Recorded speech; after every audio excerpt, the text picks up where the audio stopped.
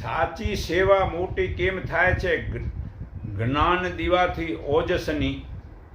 જ્યારે આપણી ચારે તરફ વહી જતી આપણી દ્રષ્ટિને આ મન સાથે પાછી વાળીને નાભીમાં સ્થિર કરીએ છીએ ત્યારે ત્યાંથી પ્રગટ થતા ઓમકારમાં એટલે આત્મામાં આપોઆપ ઓતપ્રોત થવાય છે.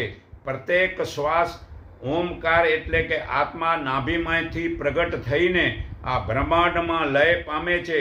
તમે પણ તેની સાથે સાથે બ્રહ્માંડમાં જઈને સ્થિર થાવ છો. તે સમયે તમારા શરીરના 24 કરોડ છિદ્રોમાંથી એક સાથે ઓમકાર એટલે આત્માનું દિવ્ય ઓજસ નીકળે છે અને તે ઓજસ ઝીલીને સંસારના જુદા જુદા તાપથી દુઃખોથી દુઃખી જે છે એવા બીજા મનુષ્યો શાંતિનો અનુભવે છે.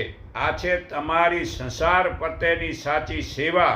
તમે વિચાર વાણીને વર્તનથી જે સેવા કરો છો તે કરતાં અનંત ગણી મોટી સેવા તમે તમારા મૂળ ચેતન સ્વરૂપમાં સ્થિર રહીને કરી શકો છો.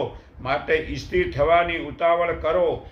જે ભગવાનમાં મન પુરાવનારા, ભગવાનમાં પ્રાણને અર્પણ કરવાવાળા અરસપરસ એકબીજાને ભગવાનનો બોધ કરે છે અને ભગવાનની કથા કરતાં સદા સંતોષ પામે છે તથા આનંદમાં રહે છે.